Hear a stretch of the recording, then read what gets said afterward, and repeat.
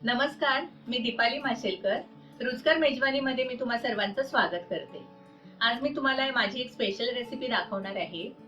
ती रेसिपी तुम्ही घरचं साहित्य वापरून बनवू शकाल आणि तिचं नाव आहे चीझी पोटॅटो फिंगर्स. चला तर मग आपण रेसिपीकडे वळूया. तर प्रथम आपण त्याचा गोळा बनवून घेऊ. तर हे बटाटे आहेत ना, हे आपण किसून घेऊया.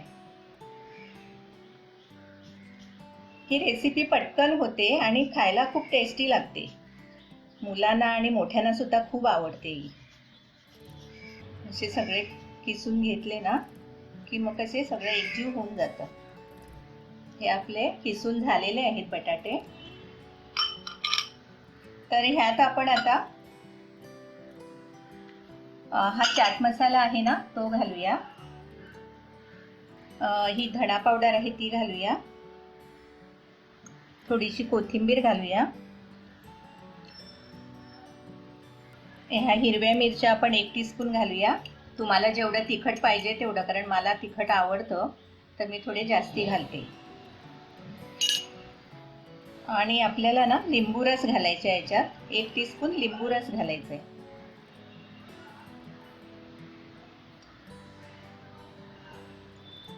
स्वादानुसार मीठ घालू आपण. मीठ थोडं कमीच घालूया आपण, कारण आपण चीज घालणार आहोत तर चीजमध्ये थोडा खारटपणा असतो. हे जे चीज आहे ना ते पण आपण किसून घेऊया. तुम्हाला मिरची घालायची नसेल किंवा प्लेन करायचं असेल तर तुम्ही त्याच्यात मिरी पावडर, चीज आणि मिक्स हर्ब्स मिळतात ना ते घातले तरी खूप टेस्टी लागतात.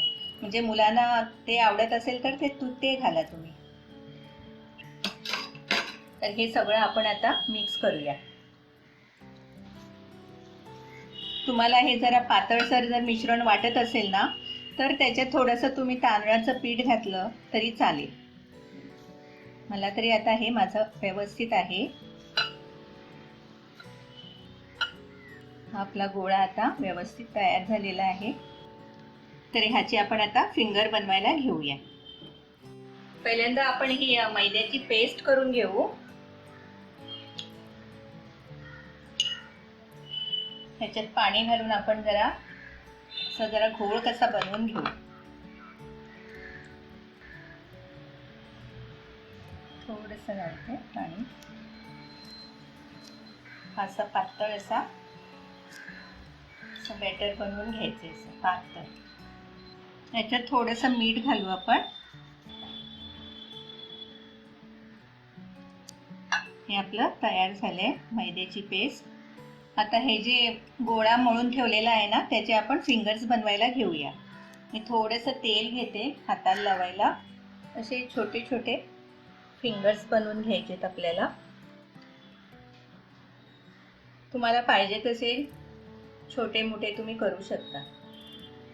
मला पण थोडंसं तेलाचा हात लावूया, नाहीतर ते खाली चिकटणार.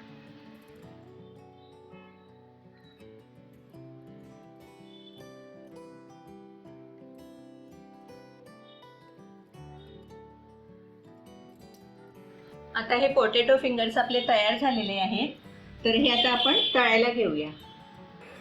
हे आपण आता ना डीप फ्राय करतोय, पण तुम्ही ना शॅलो फ्राय केले तरी चालेल. शॅलो फ्रायने पण ते तेवढेच टेस्टी लागतात.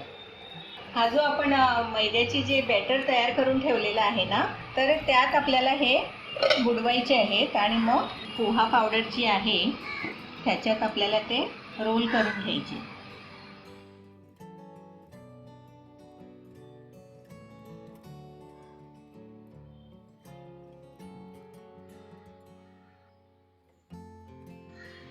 हे जे आहेत ना आपण आता हे तळून घेऊया.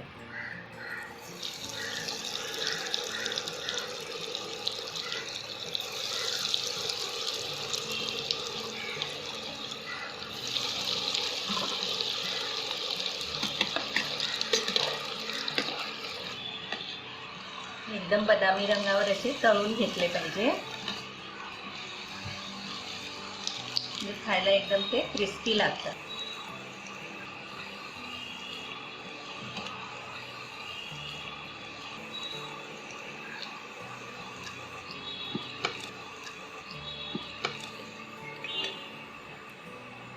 हे आपलं झालेलं आहे. असे हे आपले चीजी पोटॅटो फिंगर तयार झालेले आहेत. एकदम क्रिस्पी झालेत बघा.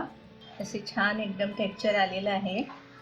तर तुम्ही हे सॉस बरोबर किंवा तुम्हाला आवडतं डीप असेल त्याच्याबरोबर तुम्ही खाऊ शकता आणि घरी नक्की ट्राय करा.